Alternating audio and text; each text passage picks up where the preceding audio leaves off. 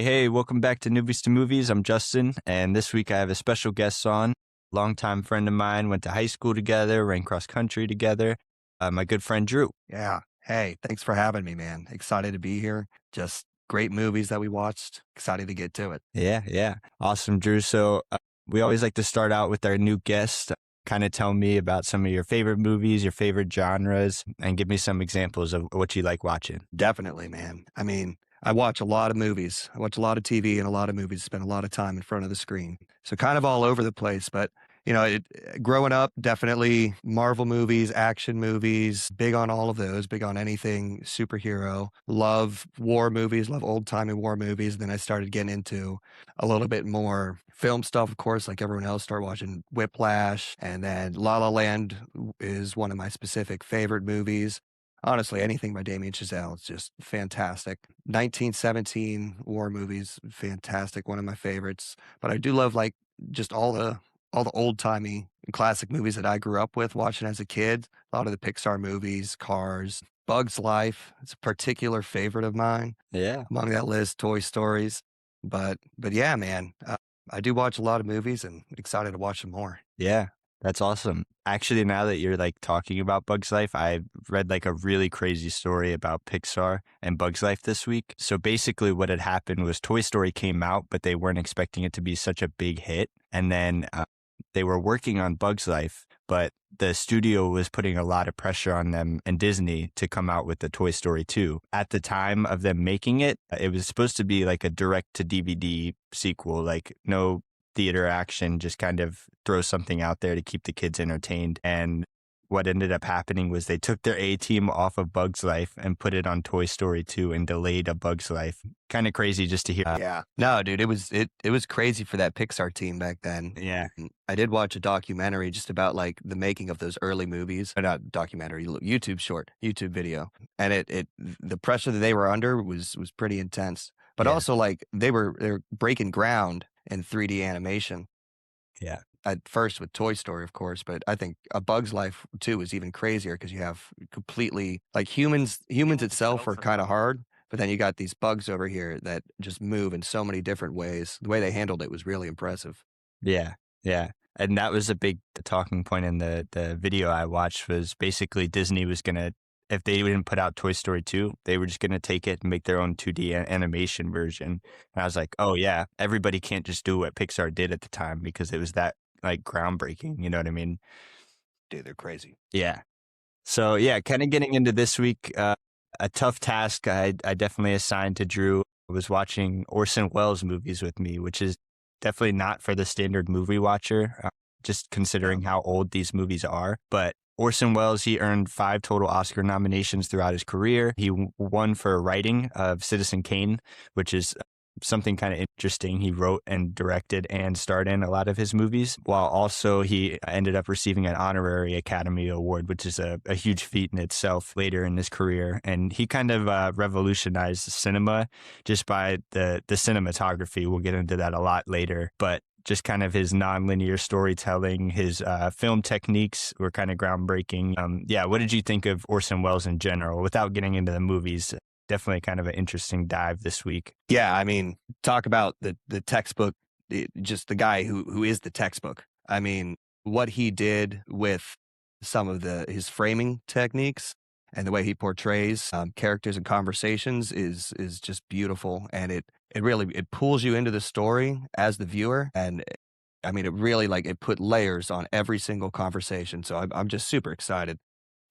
I was so pumped to get Orson Welles and especially to get these 2 movies. I mean, what a entry for me, really threw me into the fire here, man. No joke. Yeah, definitely did. It was a tough one. With Tyler being out, I was texting around a lot of people and I was like, if anybody could take this on, I think Drew could take this on and fully dive into it. So I was excited. Wow, dude. I mean, yeah, I had a blast. And I mean, honestly, I think both of these movies are worth quite a few more rewatches. Yeah. Just so I could like just really get into it some more because Yeah.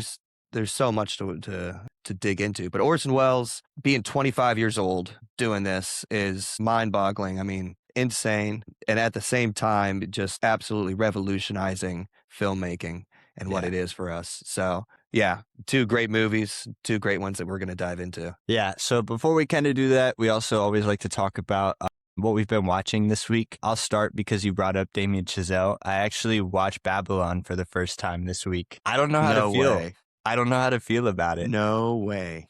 So Really? I don't know. It felt like a fever dream. It just Yeah. felt like a mess, like in a good way, I guess. There was so much going on all the time. Margot Robbie and Brad Pitt, obviously starring, they were pretty great in it. I thought their roles were really well written, but it definitely felt like it was a lot in one movie. It felt like this movie could have cut an hour and it still would have made sense. That I don't like when movies are over 2 hours and 30 minutes. It really bothers me. Maybe it's just our short attention spans as Gen Z. I don't know, Mm. but it's, yeah, that was kind of killing me a little bit. But tell me what you thought about it, because I really like Damien Chazelle as a director too. Dude, I mean, that sounds like tit to tat as the perfect like first time reaction. That's Yeah. exactly how it was. Because I remember going out to watch that in theaters for the first time, and pretty sure I went with Sam Derby and Hayden Tobin actually. And man, we walked out of there just eyes wide open, minds blown, kind of tired because it was really long. But like, what the fuck? What a roller coaster of a movie. Yeah. I just a roller coaster of emotions. And something I think that is really fun is when I was watching Touch of Evil, and I know we're not allowed to touch it. You know, I'll save that one. I'll save that one. Okay. But Okay. there's it's a beautiful tribute to Hollywood, Hmm. without a doubt. And I do think that after my first watch, I was like, I don't know how to feel about that. I've probably seen it like 3 or 4 times since then. It Yeah. is one of my favorite movies.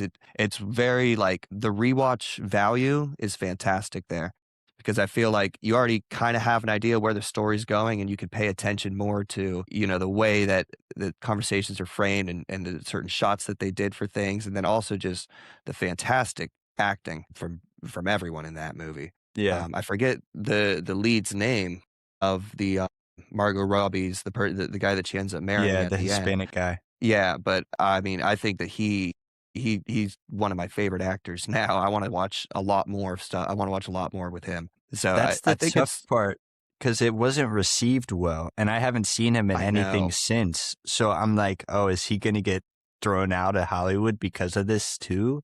Like Chazelle has talked about, like he's like, I don't know if I'll ever get a movie again because of how bad and poorly received this is. blows my I mind. It know, that's what blows I'm saying. my mind. Yeah, But also, like, when you're first like, the first 40 seconds of the or what, like, 4 minutes of the film, I mean, you're getting elephant dump, fucking pooped right on your face. I can understand why there might be some initial shock for people when they also see that with a 3-hour timestamp on it. We got, like, 3 hour you said it earlier. Everything over 2 hours and 30 minutes can be tough. You don't see a lot of success. I mean, you look at Lord of the Rings, that's one of the few movies that has kinda made that happen consistently as well. But I think that Babylon might end up being one of those movies that, similar to Citizen Kane, that wasn't received well at the box office, was kind yeah, of a flop, but, over time, more and more is gonna show its value. yeah. I agree, especially telling such an in-depth story about Hollywood.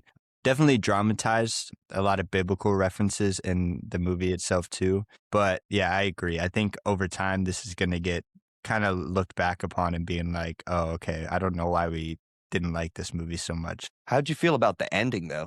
That was like a seizure. Yeah, it was a lot going on. I mean, obviously that was the paying homage to Hollywood, right? Like there was literally a flash through scene. It was fast. I remember seeing Terminator, Avatar, 2001: A Space Odyssey, obviously paying homage to all the different eras of Hollywood and, what it became over time as this movie takes place in like the 1920s. But it was cool. It was cool. I wonder how he got all the rights to that, because that must have been a nightmare. Dude, definitely. Yeah, man. Wow, you might have just hit my wild card on the head right there. I can't lie. I'm gonna have to move to option 2. So But what have you been watching lately? What have you been diving into? It could be a TV show too, if you'd like. good. I hope it is, man, because it has been a TV show. We've been binging through Better Call Saul. Okay, I don't know if you've seen that yet, but I haven't. But oh, have you seen I have you seen know what Breaking it's Bad? about. Nope. Wow. All right, so You should watch it for the man. You have to watch it. Yeah, I know. Being a I know. being a movie lover, Yeah. some of the shots in Better Call Saul and and Breaking Bad are just fantastic. But yeah, me and my girlfriend, we've been watching through Better Call Saul. It's her first time, probably my third. Huge fan. Love Jimmy. Love Jimmy McGill. Love Saul. I'm excited for you to watch that one, man. You're gonna enjoy that. It's a I've good had one. that high on my list for a long time. And I know it's not Yeah. even that long, but I don't know what's like stopping me. I guess sitting down and turning it on is the only thing. And they're hour episodes, Yeah. and it's like 10 a season, so it's definitely a commitment. And what's kind of cool is like Breaking Bad was, it was a hit phenomenon when it came out, when it eventually gained popularity after like season 2, season 3. But Better Call Saul is just a complete spin-off from Yeah. that show, arguably the better show at this point. Wow. With it, so it's both of them are fantastically shot. The cinematography is top notch. Acting is great, and I mean, definitely been should be on your list. But yeah, that's what I've been watching. That and like Pirates of the Caribbean this past week because I was at the beach. Okay. You got There to you have a go. little pirate movie in. Yeah. All right. Yeah. So we'll try and play this game that me and Mason played last week. So let me share it on the screen here. Basically, it's like Wordle. We will just basically try to guess a movie. So it should give us a couple categories. Can you see my screen okay? Yep. Okay, cool. So since it'll be the first guess and you're the guest, just give me a movie that you want to start with. Any movie? Any movie ever. It's just a huge question, man. We could do All Pirates right, of the let's start out Caribbean. with We can do no, no, Babylon. let's start out with You're gonna hit me with a deep pool. Once Upon a Time. No, I was thinking about it. In Hollywood? Yeah, Once Upon a Time in Hollywood. We'll Okay. go with that one. Nice, easy one. That's a good start. There's a lot of actors in that. That's what I was thinking. Okay. It gave us the genre is comedy. So it is wrong, but we do have that it was before 2019. Comedy before 2019. All Yeah. right, give me Trying to think here. 40-Year-Old Virgin. That's good. Also, if we get any of the actors, it should pop up here. Main actor's 44. I'm guessing that's our It's lead. also before 2005, it's saying. Ooh, jump down into the 90s. Go Airplane. Airplane's good. Oh, the 80s. 80s. There we go. We're jumping real Okay. down. It's in between the All right, two. between. We can got- go like, when did Zoolander come out? Was that after 2005? I think that was like 2000. Well, we can look. That was right around there. That was right Okay. around there. Let's do that. Okay, before Yeah, 2001. Dude, we're getting stuck. All right, hold on. Yeah, we got to shoot for like 1990 here. That would really help us. We got Snakes on a Plane. Yeah, when did that come out? Maybe. That's No, 2006. 2006. Hmm. What am I talking about? What do you got? What's the one with Ice Cube and Chris Tucker? Friday? Yeah, Friday. That had to be in the 90s. Yeah, we need it. That's We know 95. we We know could some take 90s it. comedy movies. Wow. In the All right. gaps. So we're right there in the So middle. no black actors. No, we haven't crossed anybody off the actor list. I feel like this is going to be like a weird movie. I mean, we should have hit something by now. Who was big in the 90s? Comedy actor in the 90s. I mean, you got all the SNL guys coming up, but they were still on SNL, so who was ahead of them? What about Eddie I feel Murphy? like yeah, dude. I feel like I'm Eddie Murphy. Three Amigos right there. It's 1986. Too late. I have never seen that. No, it's too late. That's Oh, yeah. what's his name? I'm trying to think. Now I'm stuck on Eddie Murphy. Caddyshack. When is that? That's 80s too. Yeah. See, I like all those. We're those looking 80s we're movies, looking like apparently. 98, 99. What the hell came out then? That's such a good question, bro. We weren't even born. I know. It's right before us. Lord of the Rings was coming out, starting to come out. Nothing. Pulling up Chat GPT now. Dude, I can't. This is crazy. And everybody in this movie is kind of old. I don't know why we're blanking so hard. I bet we probably would know it too. We've probably seen it. Are we giving up? Because I'm stuck. I feel like we can come up with another movie. But yeah, I'm just about ready to give up. Hold on here. Hold on. I think funny movies. You got Well, hold scary on. movies. Those probably 2000s. Yeah. Nothing. 95, It's just you got 96. the year right. So it's Okay. it's none of them Happy Madison guys. Yeah. Is Zoolander, or it could be. It could be. Chris Tucker, maybe. I feel like he Dude, was this is early crazy. 2000s. We haven't got a single actor. These are such different movies. All right, dude, I'm giving up. I can't. Yeah, give up. Give up. This is bad. The what? We The would have had no birdcage? chance. Yeah. What's wrong with us, though? We didn't Yeah, do anything with we Robin didn't do Williams. anything with Robin Williams. We're like, oh, who's a funny actor in the 90s? It was him, of course. Yeah, we got to scrap all this, dude. Dude, might cut that one from the show. That was embarrassing. Dude, it's all right. We're newbies. We're just newbies to movies. Oh God, he said the thing. Yeah, that's the thing. Yeah. I'm excited to talk about Citizen Kane. All right, let's That get one was into good Touch of too. Evil Touch of first. Evil. We Let's gotta get into it. show we know a little ball here. So first, diving into the plot of Touch of Evil, I gave it an 8. It follows a Mexican narcotics agent, Mike Vargas, whose honeymoon was disrupted by a car bombing. As Vargas investigates, he kind of uncovers the corruption and racism with the American police captain played by Orson Welles. His name was Hank Quinlan, and he kind of plants evidence to frame suspects, and it's kind of assumed that he does that through his whole career. But yeah, I really liked the plot of this movie. Definitely like a noir style film. It was really interesting. It kept me engaged the whole time. And I think the character development was done pretty well too. Yeah. I mean, really good movie. The plot, I like that you said assume, because one of the first things I picked up on from The Americans from Orson Welles and Quinlan, the character he's playing, was the assumptions that he was making just off the bat. I mean, the assumptions about the dynamite, about Mike's wife, about Mike's wife supposed to not be white because he's Mexican. But I mean, this whole thing was really good. There was so much setup and payoff. It felt like it was just from the opening shot with the explosion in the beginning, with the box reveal when they show you the box where the dynamite was held, and then it goes for like 5 minutes right there before it's revealed, like, oh wait, he planted the dynamite inside this shoebox.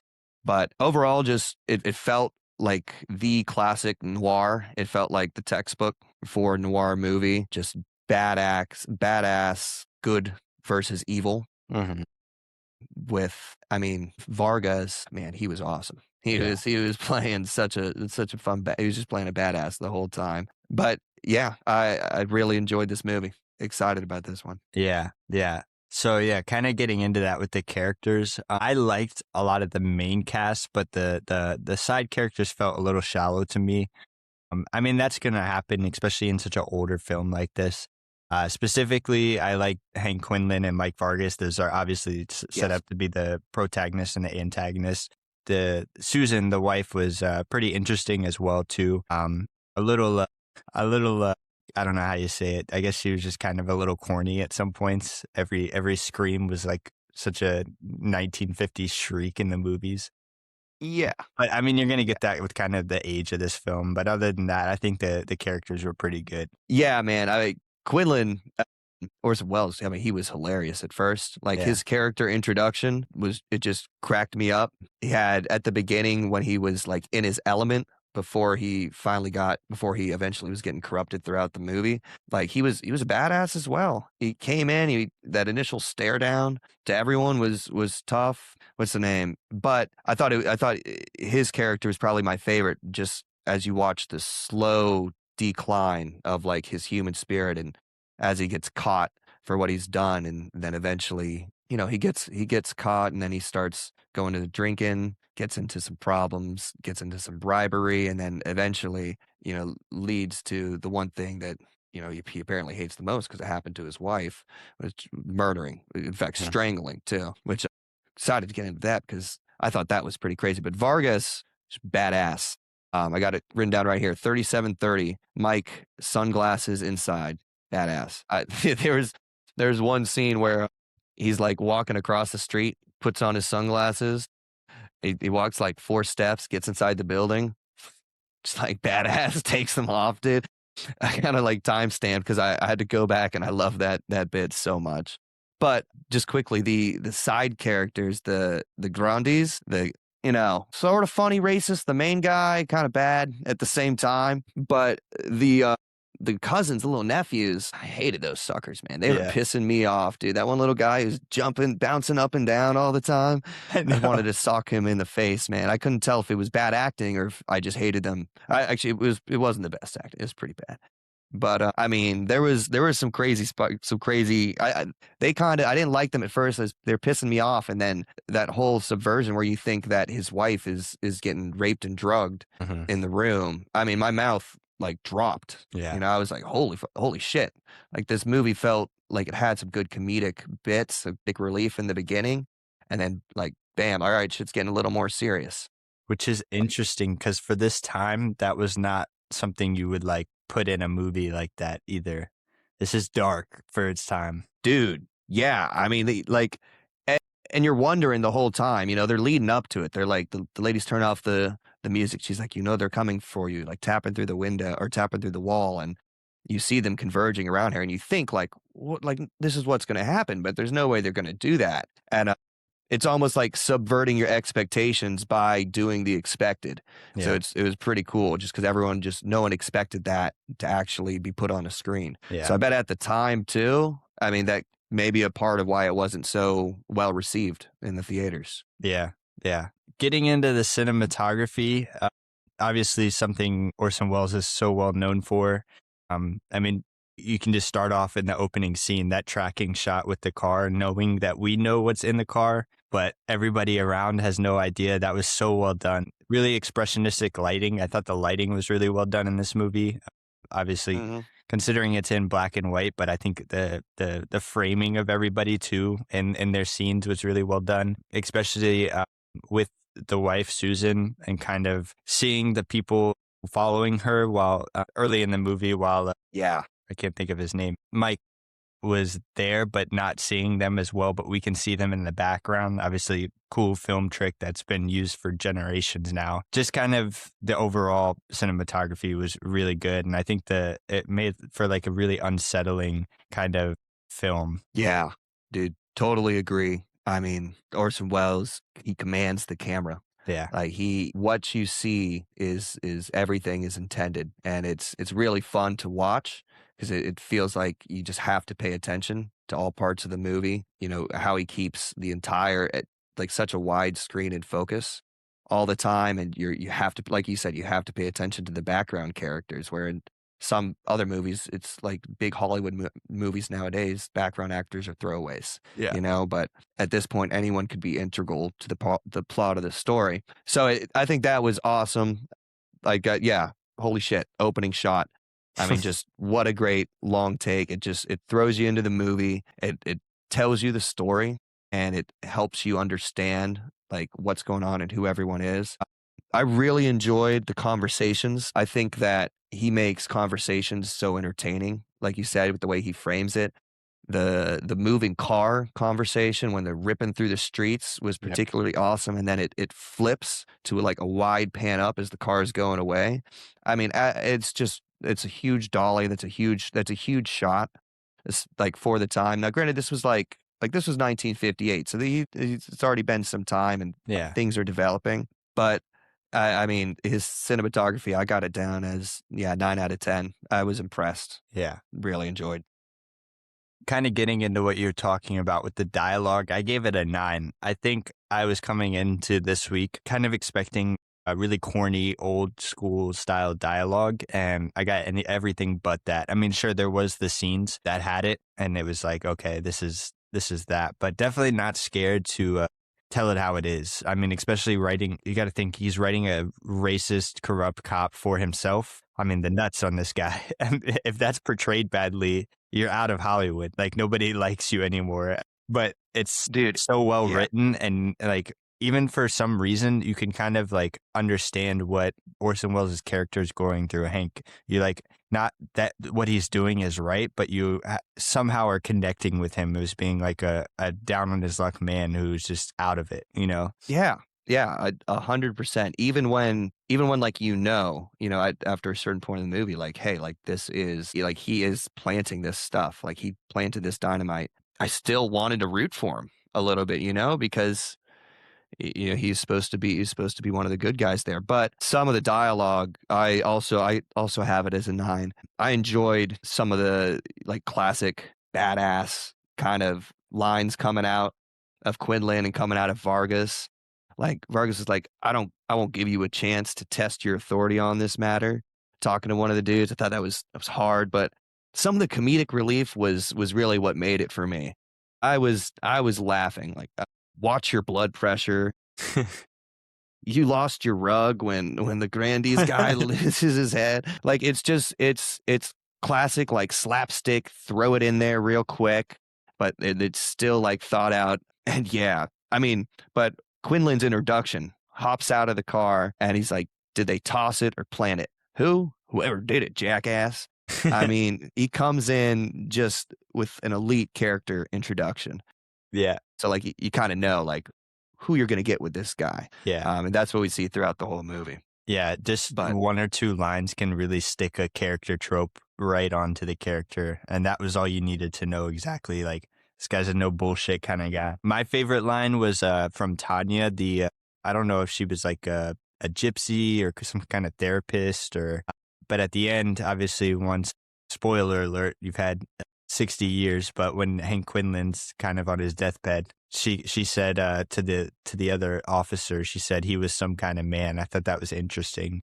Because what like does we it talked matter about, what you say about people? yeah, just because, even though he was a terrible person, did a lot of terrible things, for some reason we still connected with him as a character as well. Yeah, he was some kind of man. I really liked that. I mean, that was the closing line too. That was I really enjoyed that one as well. It was hard because you wanted to root for him, and then after a certain point, it was like man, this guy, like he's turned. Yeah, He is fully gone into his vices. we saw Like that he with was his kind of drinking. Yeah, exactly. That was exactly how it was portrayed. And right at his what is I don't drink, and then that second time he said it, he had already taken half the shot. yeah. You know, so it's like he's already going down the well, and from there it was just a huge spiral. But shoot, did we already get on the cinematography? No, yeah, man, that was really cool. Yeah. Getting into the set design, I thought it was really interesting here. They shot a lot of the actual locations in Venice, California, made it really look like a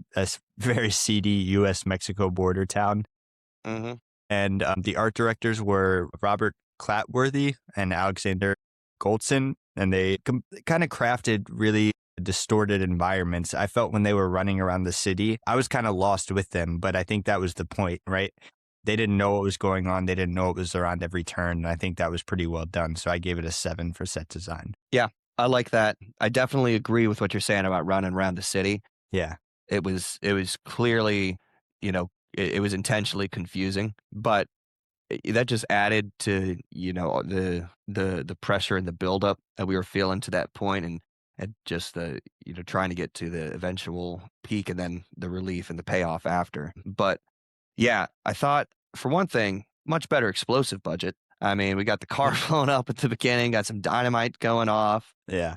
I was appreciative of that, but they still gave it like it still had like that classic. Yeah, you can't really avoid that with these classic Hollywood movies because that's what it is. But just had the classic Hollywood feel with Yeah. some of the sets. I gave it an 8 out of 10. Definitely good. Yeah. Getting into acting, I gave it an 8.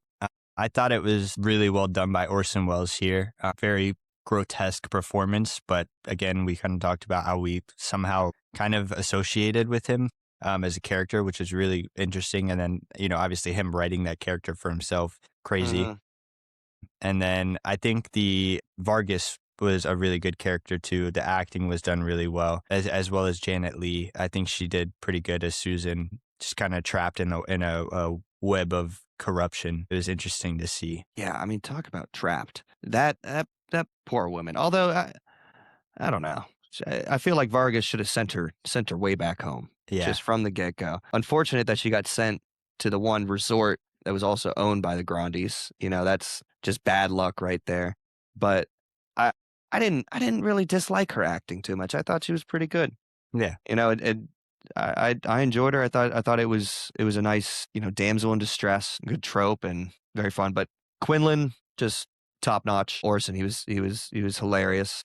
I know we talked about it before, like the Grandes and the Mexican gangsters, they were all right. Not probably the weakest acting of the bunch, Yeah. but I think Orson and Vargas were, I mean, top notch. That fight scene when Vargas is just raging and just uncontrollably, like, where is my wife? Like, Yeah. my wife.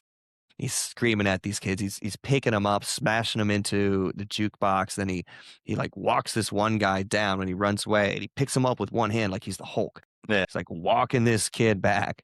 I thought that was awesome, and I'm like, this is a movie from 1958. This Yeah. is this is so much fun. But really, really enjoyed the acting. The Grundys took some out of it Yeah. for sure. I gave it an 8 at the end of the day. I wanted to give it a 9, but there were some weak moments from the Grundys for For sure. sure. Yeah. Directing, I gave it a 9. Obviously, Wells had a really bold direction coming into this. Like we talked about, it's a very dark story to tell, especially at this time. We obviously can talk about it.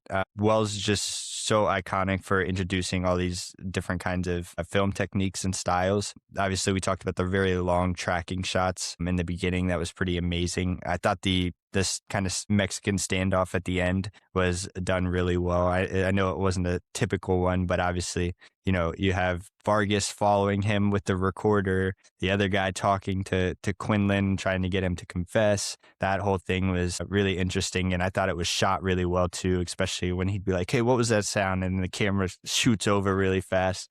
I think it was done really well for its time. Definitely not an easy feat to do at the time. Dude, yeah, that shot was fun. Yeah. I specifically love that huge radio that Vargas was walking around with, like the antenna that's like 8 feet long, and he's like underneath the bridge. It's just loud as hell. But that's what's great about Quinlan is that you know he's drunk, but they say like the best drunk actors, you're supposed to pretend like you're not drunk, Yeah. like you're drunk trying not to be. I don't feel like he was doing that, but it was such a fun scene. What I just really loved was how the movement of the characters and the story was directed clearly by the camera, and the camera felt like just a part of it. There was one scene where like you have the camera face in the back seat of the car with Vargas in the front, someone else in the front, someone to your left, and they're having a conversation, looking out, showing you something, and then it cuts to outside the car looking back in, and you're in the position of where Quinlan was. And it was just done so beautifully. It was done seamlessly, done so well. And also something that Orson is just a king of is transitioning between these scenes Yeah. and being able to move one actor into a scene at the end of one scene to begin the next one. Your eyes start to drift, and you start to see them talking and coming out, and then the focus shifts, and then the camera shifts with you. So just really great storytelling. It keeps the viewer engaged, kept me engaged. I felt like a cat looking at a laser. It was just an awesome movie. But 9 out of 10 for directing, Yeah. no doubt. Getting into the soundtrack, I gave it a 7. I thought it was pretty well done. Henry Mancini, I read a little bit about this. Rather than choosing to do like a traditional orchestral score, definitely heavily relied on at this time of filmmaking. He wanted to kind of craft a jazz, Latin, rock, blues mix, especially being on a border town, which is definitely going above and beyond, right? We want to see that when making music and using music to kind of portray plot points. And I think it was pretty well done. Yeah. Yeah. I 100% agree. I was a little, this is probably the one category I was like not so sure about just knowing these movies, because I'm not the biggest fan of the classic old school music, trumpets blaring, very fast paced, moving back and forth. But I mean, he did such a beautiful job, especially like you said, mixing in the jazz elements. I think you really see that towards the end when they jump into the nightclub, and it pans to like this another awesome cut, great editing with like this fast pan, or this fast cut, excuse me, to the singer of his face starting off the song. Thought the theme was good. I thought I was expecting to not like it as much as I did. Gave it an 8 at the end of the day. I thought it was strong, and it just complemented the movie so well. Yeah. And then getting into themes of the movie, I gave it an 8. I thought it was really well done, especially for its time. Just diving into the overall moral decay of humanity and how and corruption kind of carries you that way. But at its core, questions whether the law should be upheld by strict moral codes or questionable methods of those people who are in power, like Quinlan, which again, very deep for its time. I don't think a lot of movies were really throwing in, really thinkable themes like this. So yeah, definitely really great and well done, well executed. Yeah. Yeah. I mean, good versus evil. There was so much going on throughout the beginning of the movie felt at first like a classic buddy cop, movie trope, Yeah, with like a great noir aesthetic to it. And then it shifts into like betrayal from someone who's supposed to be trustworthy. And then we start talking, throughout the time, we would realize we're talking about this decay of man, while at the same time, like there's a righteous good on the other side fighting it. Beautiful theme. Gave it an 8 out of 10 as well. What else do I have here? Yeah, Quinlan fell apart when he was confronted by like an equally as powerful force, hmm but on the opposite side of the spectrum. yeah, Like I feel I've just been saying like good and evil, but that's just really the end vibe I was getting from them. Even though like Vargas had one moment of rage and it was still justified. yeah, And he still at that time didn't do anything rash. But yeah, after finally being after like Quinn runs into Vargas for the first time, like it was set up at the beginning, like they've heard about each other. They're both huge characters. That's when his spiraling begins and just his inevitable downfall. And it's just portrayed so well throughout the different shots throughout the movie, representations, like we said, from the drinking, yeah. but just a great movie. Yeah, and Top notch. what foresight to use some imagery like alcoholism as like, I mean, at the time, obviously, everybody drank all the time. It was just kind of what Mhm, happened. And so to use that and portray it in such a negative way, right, with his character's downfall, it's, yeah, such good mhm. foresight. Like that holds up so well today, where I feel like back in the day, that wasn't like a huge thing to hook onto a character as being a negative trope, you know? Yeah, I dude, 100%. And they also did that a bit. They foreshadowed it with like his sex in the brothel that he was going to. I guess she was Yeah. a psychic, Yeah. but I guess he would just go there a bunch. It was implied Yeah. what was going on there. But something I wrote down that I just wanted to touch on is that they like gave us a Chekhov's gun with Quinlan's wife's murder when they just like excuse me, they gave us that gun at the beginning when they're giving us this foreshadowing of like, this is how she was killed, and he hates stranglers, and then it cuts to his wife is on the bed, passed out, supposedly like drugged and raped, and he's standing over, and you're thinking in your head like he's gonna strangle her, like Yeah. this is gonna be this is gonna be like his final big thing. Ends up being kind of worse, but pretty crazy, pretty crazy. Yeah, for sure. Getting into the editing, I gave it a 7. The kind of some backstory on this. I don't know if you read about it. So what happened was why this movie was so poorly received when it first came out was Universal cut it up without Wells' permission, basically removing a lot of the cross cutting and adding a lot of exposition in. And Mm, then finally in 1998, that late down the line, an editor named Walter Murick used Wells' detailed 58-page memo he wrote to Universal when they were editing it, and they pretty much ignored it at the time. But he used that memo to re-edit the film how he thought Wells intentionally meant for it to be edited, and restored it to its intended, structure. So wow. the version that we watched, the version that you'll see out now, was the one that they re-edited to fix and make how Wells and originally intended. So definitely would be interesting to go back and see if you could find a version of it that was, cut up the original one and see how different it could Uh, have been, because that could make a huge difference. I think editing is a huge part of how a movie is framed and shaped for the audience. So that could be, why this movie wasn't really well intentionally received at the beginning, but now is regarded as a really great movie. Yeah, wow, I had no idea about that. Yeah. That's crazy. I mean, the editing was actually one of my favorite parts of the movie. Yeah. It felt just all the cuts felt smooth and consistent. There were some fun shots with the actors framing their conversations, just making you feel more involved. The editing throughout the fights, I think, was done well, and in my opinion, like I've seen it in so many movies since then. that it feels like, wow, this is clearly the blueprint of like where this started from, Yeah. just for like those short, quick fights there. So I ended up giving that an 8 out of 10. Really enjoyed that one.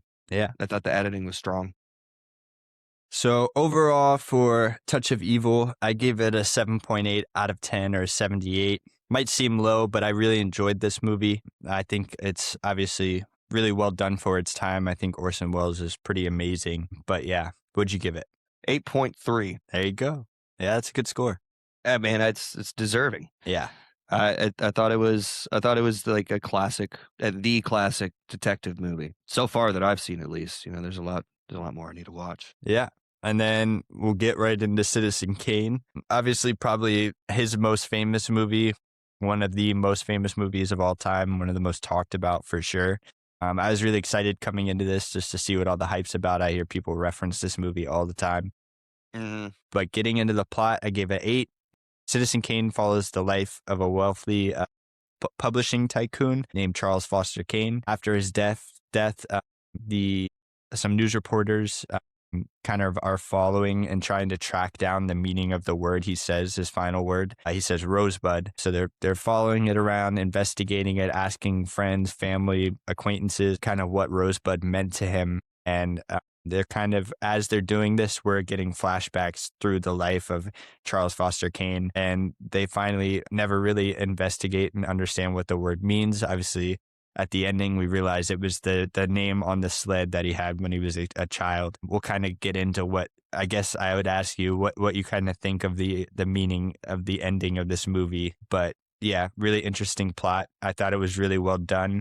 What do you think of Rosebud? What do you think the meaning of it is? Man, I think Rosebud is like him thinking to the only time in his life where money wasn't everything, you know, Yeah. where things are like, it goes back to our initial setup shot when we have the banker, the mom, and the pa, and then you have the kid clearly outside of the room, Mm-hmm.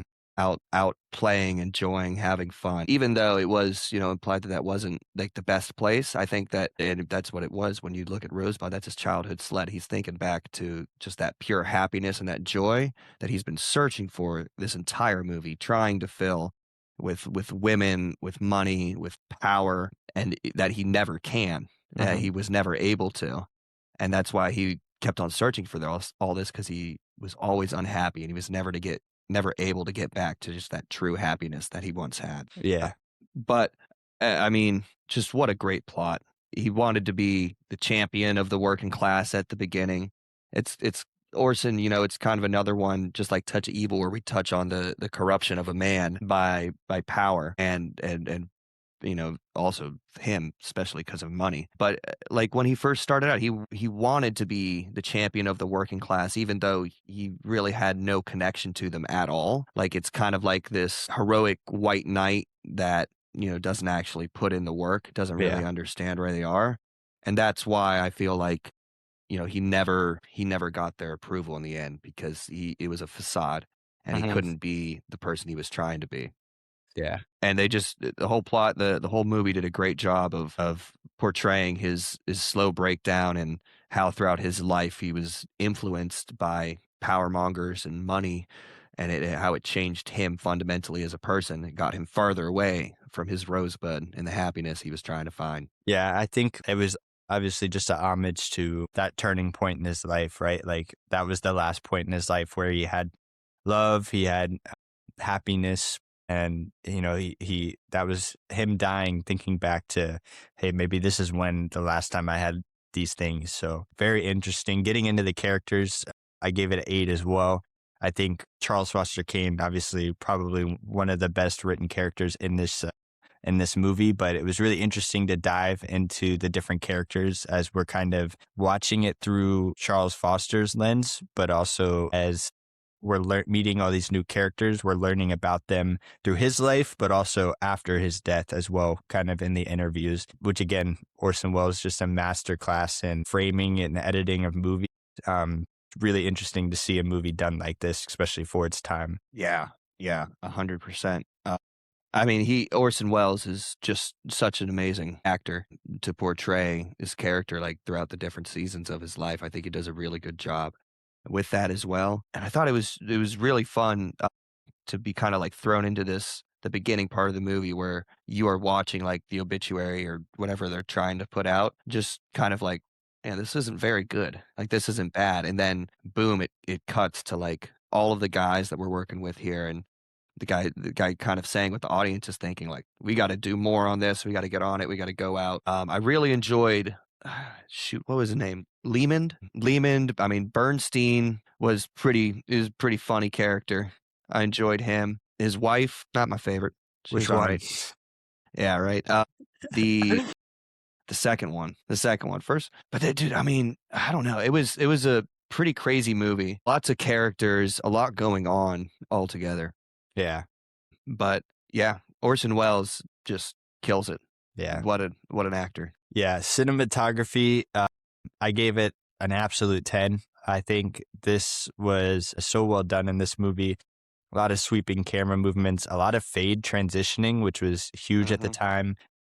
A lot of montages. I think of the scene when he told his guardian, the banker, that he wanted to, run the publishing tycoon and kind of take it over, and then he started kind of putting out all those really bad newspaper headlines that were against his guardian. And every time he'd flash to him, he's just like, he did it again. And it kept flashing and flashing. It was actually one of the first montages ever used in these movies. So pretty neat to see something like that we take for granted now.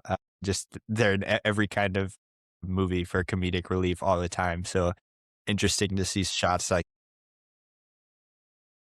That's awesome. I was gonna ask, like, I feel like that has to be one of the first yeah, right there. But definitely we definitely take montages for granted. yeah, But also like a good montage when you see one. yeah. Wolf of Wall Street. I mean, like I think that's The Big Short as Hmm. well. Those are two like specific movies where like a montage can either add or take away from a story. Yeah, It just depends on, how well you're doing it and really how involved the viewer is before it or after. yeah, But pretty cool. Cinematography, 9 out of 10 for me. I like that you touched on the lighting. The lighting was a masterclass in, especially for being black and white. I mean, there's so much depth to every shot, and there's the lighting directs your eyes exactly where you want it to be. I like to point to the scene where he's going into, I think he's at some library or something. One of the guys working for the news reporter, and he's trying to find stuff about Kane's life. And like you walk in and you have this huge lamp shot, boom, like a massive triangle down the scene. You got this evil looking library lady. yeah. I don't know why they made the librarian like evil. She was like the evil librarian from Monsters Inc.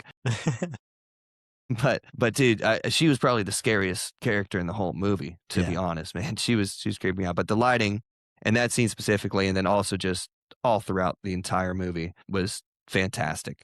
yeah. Use of reflections, I thought, was really cool and definitely new for the time. Like I forget, I don't know what the actual technique's called, but just having, an overlay of Hmm. characters on a shot when they were looking at not the TV, I think, but the Chronicle News, the Hmm. Chronicle picture of the other writers for the rival newspaper, like you get to see that with the reflection of Kane and Bernstein in the window. I thought that was, without a doubt revolutionary for the time and something that we've seen copied and Yeah. not copied, but used and implemented into so many other movies since then. And then it faded into them taking a picture at the new Chronicle. I was like, yeah, that's Yes. so crazy. Yes, dude. That's like just we'll have to get into that right there with the directing and the editing, man. Like Yeah. that fade was fantastic. Yeah. And it was just at the time, you got to imagine with the cameras and what they were working with, like it's so impressive. Yeah. It's so much almost more impressive than what's going on today. So yeah, cinematography 9 out of 10 easily. Yeah. Getting into the dialogue, I gave it a 7. This is the one thing I had a little bit of issue with in this movie. There were so many times where conversations were overlapping with each other. Somebody would be stating something, and before they got to the end of the sentence, the other person would already start talking. And it was kind of like a brain wrestle, dude. I was like trying to figure out what was going on and what conversations they were having, which I know everybody's talking really fast, which is fine. But when they start overlapping, that's when it threw me a little bit. Yeah. Otherwise, I think the actual dialogue itself was good, but the overlapping killed me a little bit in this movie. Dude. Yeah, I can understand that. It was definitely fast. Yeah. Fast paced. It kind of felt like just, classic fun old school Hollywood style Yeah. too, because similar to Touch of Evil, there's comedic relief, and it felt a lot more like slapstick in Citizen Kane, and with some of the comedic relief that they were throwing in, but it was just so fast paced that sometimes it was just a lot to take in. I mean, I definitely watched it with subtitles. That helped. I had to turn them on after a little bit because things were moving. Yeah. My favorite line was he said, Mr. Thatcher, if I hadn't been very rich, I might have been a really great man. Yes. I think this is so interesting just because obviously how money can corrupt people and your ideas. Being a really great man was in there, but the corruption of money and how that led him down the path that he realized he wouldn't get back from. Yeah. Yeah. I love that quote. I actually don't have a specific quote from this one. I was honestly lot of kind of good ones. locked in the entire time. Yeah. I just couldn't take my eyes off the screen. I was so invested. But I gave the dialogue I gave it an 8 out of 10. Thought it was fast paced, some good comedic relief. Yeah. But just at the same time, touching on the downfall of man. Yeah. And the corruption from greed and money. Yeah. Getting into set design, I gave it an 8. Nothing too special. I thought all the sets looked really good for the time. Obviously, like we talked about, they used lighting really well on these sets, so definitely helped out a lot. But nothing in particular stood out, any crazy things, but I thought it was pretty well done. Yeah. Yeah. I gave it a 9. I mean, I didn't see any. I thought Xanadu was well done. Yeah. The perspective shots there. I'm assuming that was just like a model shot from a distance. But I always look for like inconsistencies and problems with the set, and that's something I'm always kind of looking for, is like for filmmakers to slip up, and you're just not going to see that with any of Orson's movies. Yeah. You just have no chance. And then with the acting, I gave it an 8. I thought it was really well done. Obviously, Wells was 25 years old when he directed and starred in this film, making his motion picture debut. He crafted all the characters in this movie, but he crafted a great character for himself. Really idealistic, bitter man. I just think it was so well done. He stood out as the main character for me that I really liked the acting with, but I think everybody did fine in this as well. Yeah. I think that's the best way to put it. Everyone did fine, and Orson was, superb. Yeah. It shows why he's considered one of the greatest actors. His ability to kind of elevate actors around him, and like while still just doing such a good job of convincing you that he is a character is top notch.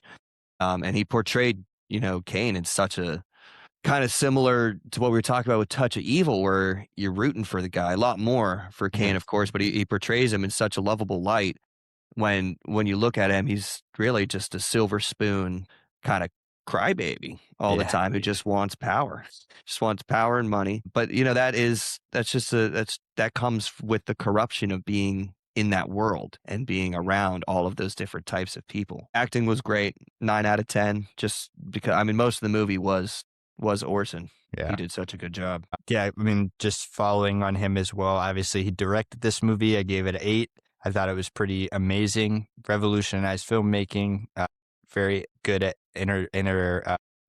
integrating lighting techniques.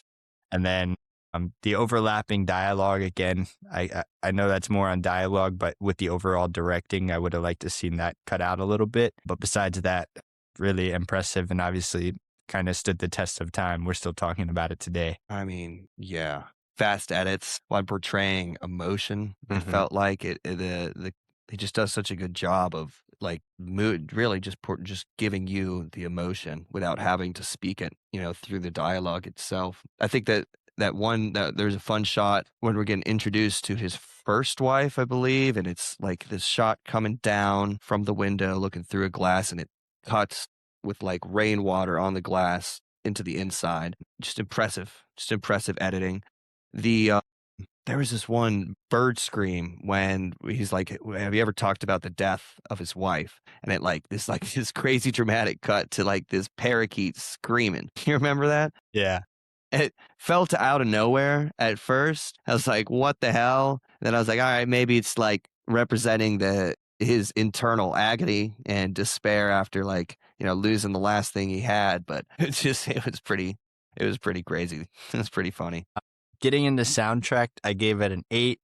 I thought it was a really good score. I thought the opening scene, obviously, where they kind of run through the news telling of the death of Charles Kane, I thought that was pretty well done. And then obviously music worked in between. I think it perfectly conveyed plot points and nothing too much more than that. I think it was really well done. Yeah, totally agree. Just so good at being in tune with the story. It doesn't take away from the story, and I think that's what's kind of most important. It doesn't take away.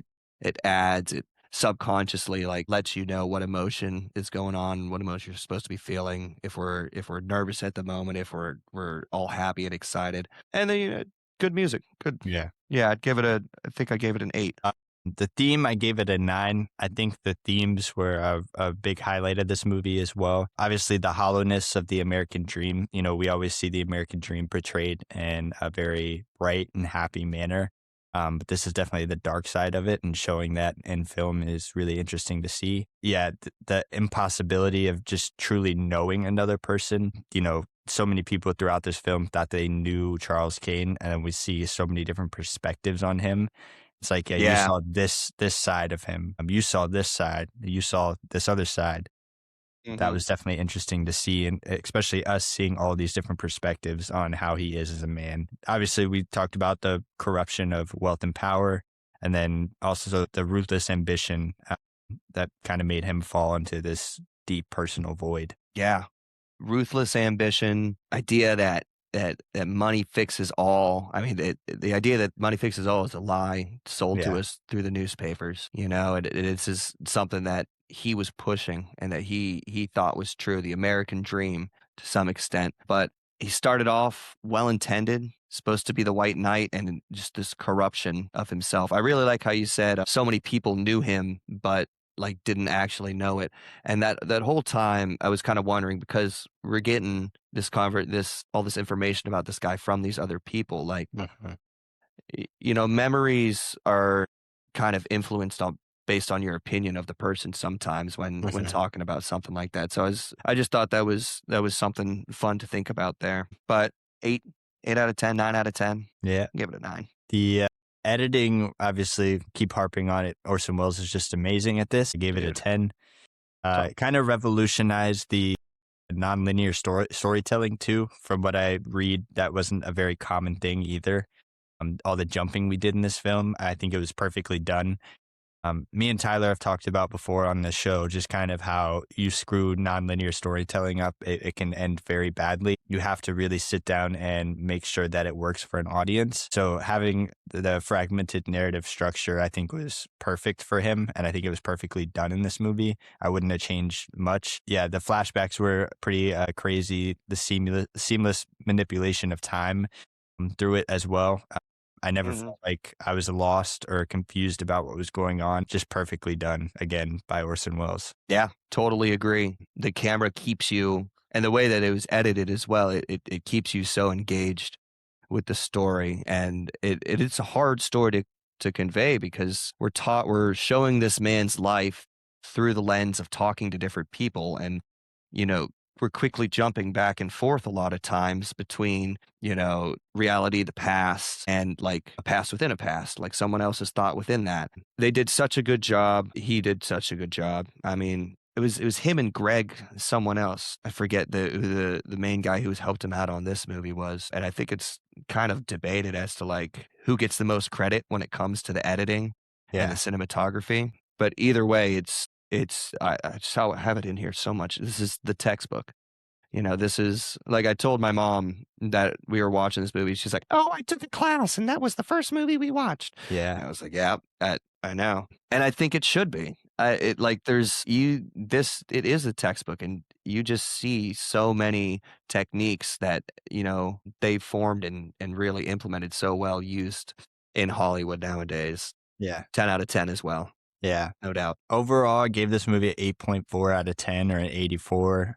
Like you said, just textbook. I mean, this is how you do it. And to be done at such an early time in Hollywood, I think it's just amazing. Everybody, references this movie. I imagine you could watch pretty much any movie coming out now and pull something and be like, oh, this Orson Welles had a doing in this. He kind of innovated this to where it is today. Yeah, overall, I've got it at 8.1. Yeah. Think that should be a little higher. Like if I was going to give it a score out of 10 on my mind, I'd probably throw it closer to like 9.1, because I think that's undoubtedly where this deserves to be. But it's iconic, and like you said, you're seeing this everywhere.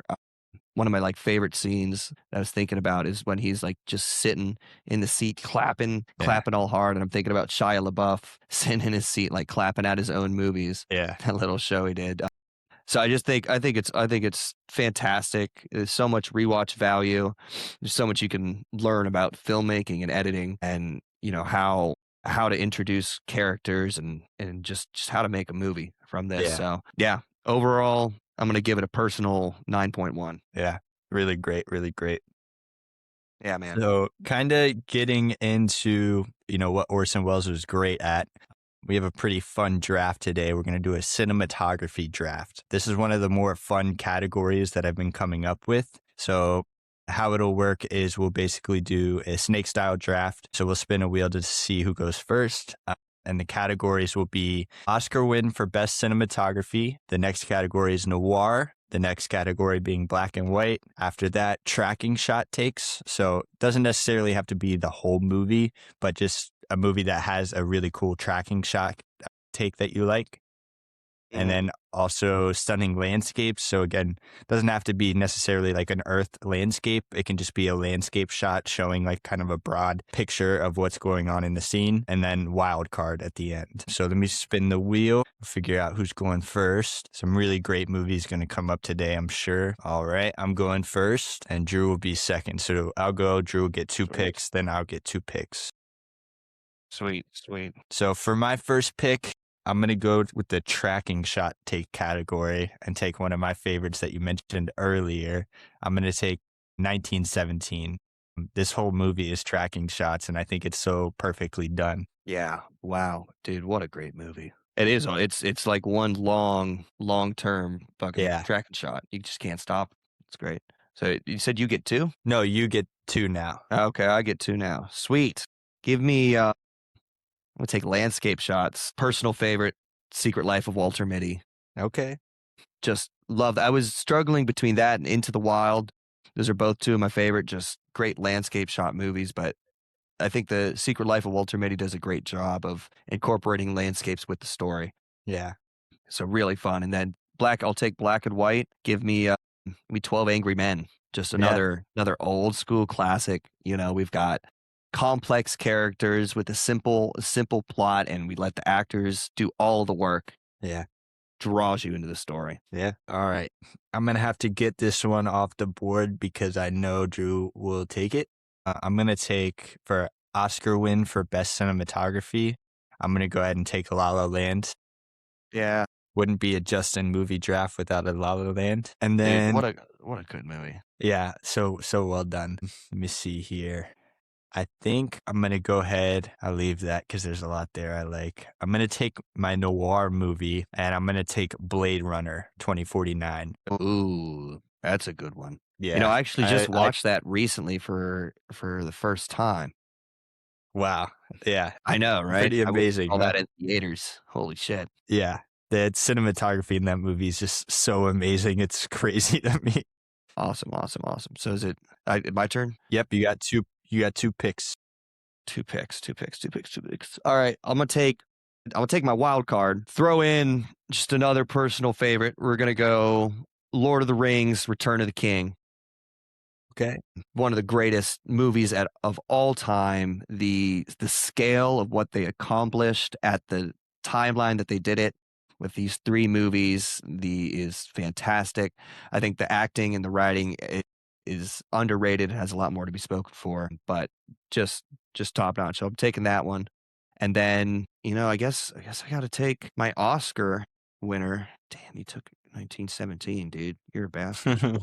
I gotta pivot here real quick. I want to say I have 3 Oscar winners for best cinematography on my team right now. All 3 of Dude, those you grabbed La La Land in 1917. You're a bastard. and Blade Runner And 2049. Blade Runner. I know There's some good ones I'm out having there to still. sift. No, there are. I'm just working through it. You know what? I don't know if you've seen it. I'm a big fan of, like, I know I didn't say this earlier. I kind of fumbled on my intro talking about movies I liked. Dude, but like love anything like medieval, no, like old school fighting, like battles, Yeah. swords and stuff like that. So I'm gonna throw Braveheart on there. Okay. Just fantastic story mixed in with some of the best large scale action scenes you'll see. And that you're taking that for Oscar? Okay. Yeah, that's a good one. All right. So let's see. I have a couple here. I think for black and white, there's 2 good ones. I'm going to go ahead and take Schindler's List. We watched this with the Steven Spielberg episode we did, and I've never fully sat down and watched it until then, but just wow. Some of the shots, I mean, very long movie. One of the few I'm okay with being so long, but just such amazing shots and so well told. And, the story, but also using the camera work to tell the story was pretty amazing too. Okay. I need to watch that one. It's high on the list. It's kind Yeah. of crazy. I haven't seen it yet too. And then my next one, I'll go ahead and take Stunning Landscape, movie that one of my favorite movies of all time. Just some amazing shots of space. I'm going to go ahead and take 2001: A Space Odyssey. Ooh, nice. Nice. Just for, yeah, considering that we talked about Touch of Evil and this movie came out 10 years later, it's just amazing to me that it came out that long ago. Yeah. And was still this well done. Yeah. It's pretty insane. The timing of that movie. Yeah. Just how impressive it is. 100% agree. So you'll have your final 2 picks here. Yeah. Oh, that's right. I still have tracking. Fantastic. I thought I already did that. I was excited about that one. Honorable mention tracking, True Detective, episode 5, when I don't know if you've seen True Detective season 1 yet, when he's tracking, This has been a whole bit, dude. Tyler's on my butt to watch this. To watch. Dude, Justin. It's a movie. It's an 8-hour movie. It's fantastic, but you get to break it up into hour segments. Yeah. Each episode is fantastic, but there's a tracking shot in there that will blow your fucking mind. Okay. So, but for my tracking movie, shout out Hayden Tobin. We're going to take Children of Men, great dystopian future kind of sci-fi film set up where, the human race is failing. There's only one fix for this guy. And there's this awesome tracking shot in the car that's probably like 4 minutes long, where there's so much going on. And then for my noir movie, dude, Touch of Evil. Yeah. I mean, that was so good. That is, I know I've said textbook a million times today, but that feels like it, just because it was. I mean, that's my textbook. So yeah, Touch of Evil for a noir movie. I don't think it gets much better than that. And if so, I'd love to start watching some more noir. Yeah. I have one more pick here for my wild card and a lot of different directions I could go, but I had another noir one that I was going to take if Blade Runner was gone. So I'm going to take The Batman, Robert Pattinson's The Batman. Oh, yeah. Yeah. I think the cinematography in this movie was very underrated. I think it was so well done. I think Gotham was perfectly done. It just felt like a comic book, and to be able to pull that off in the real world was pretty great. Yeah, I think he's gonna kind of stand the test of time. Yeah, that's one of my favorite like Batman adaptions. Robert Pattinson just killed it, absolutely killed it, and also just the world building around him. It perfectly fit like the detective element of Batman, which I really enjoyed. Yeah. Definitely a great movie, man. Good pick. So I'm going to read through a couple honorable mentions before we read through our teams. There were some big movies that we didn't even talk about just because there's some really great cinematography movies out there. One is There Will Be Blood. I don't know if you've seen that. Yeah. Apocalypse Now is another big one. that people talk about all the time. For noir, Watchmen. Have you seen Watchmen before? I actually haven't. I feel like I've Yeah. seen all of it on YouTube Shorts, though. Yeah, that is a noir film, 100%. Taxi Driver with Robert De Niro. That one's pretty interesting. And Memento too, Christopher Nolan. Great movie. Black and White, The Lighthouse. I don't know if you've seen that. That's a good one. Robert Pattinson there. Tracking Shots. Goodfellas is another big one. Has a lot of tracking shots in it. Stunning Landscapes. I think we got all those. And then I had another one, Fantastic Mr. Fox. I think the cinematography in that one is amazing too. Do you Wow. have any other ones that we didn't talk about? Yeah. Something that's been on my mind is Oh Brother, Where Art Thou? Yeah. I don't know if you've seen that. I Yeah. love that movie. The Life Aquatic, a lot of Wes Anderson stuff. I didn't Yeah. touch on that earlier, but you mentioned Fantastic Mr. Fox, and my girlfriend and I have been watching a good bit of Wes Anderson. Yeah. So just a huge fan there. So the Grand Budapest Hotel, The Life Aquatic, Fantastic Mr. Fox. There's a cool like Netflix miniseries on there as well. But yeah, man, there's so many good movies out there. Yeah, That Coen you Brothers is could. a big one too. They're huge in cinematography work. So yeah, Oh Brother, Where Art Thou? No Country for Old Mhm. Men, all that stuff. Yep. No Country for Old Men. Great. Yeah, man. You can keep this show going forever. Never gonna run out, dude. So yeah, if you want to go ahead and just read through your team, or I can start. So for mine, I did Oscar win for best cinematography. I did La La Land. Mhm. Noir, I did Blade Runner 2049. Black and White, I did Schindler's List. Tracking Shots, I did 1917. Stunning Landscapes, I did 2001: A Space Odyssey. And then my wild card, I took The Batman. Nice. Nice. I forgot what I just chose for my Oscar. You chose Braveheart. Thank you. Thank you very much. Yeah. My Oscar cinematography, we're taking Braveheart, noir movie. Gonna rock Touch of Evil, Black and White, 12 Angry Men. Tracking, Children of Men with an honorable mention to True Detective. Landscape, Stunning Landscapes, Secret Life of Walter Mitty. And then for our wild card, Lord of the Rings, Return of the King. Yep. There you go. Yeah, man. Well, What a blast. Madison will post a graphic up on Instagram and TikTok so people will vote and we'll see who had the better draft. Yeah, we're going to see. I think you may have got me. Awesome, man. Well, I'm I hopeful. appreciate having you on. We'll definitely have you on again. You really killed it. You brought up so many things I never even thought of before. So we'll definitely have you back for sure. Dude, I would love to. I can't wait, man. This was a blast. Thanks for having me. Of course, of course. And we'll see you guys next week.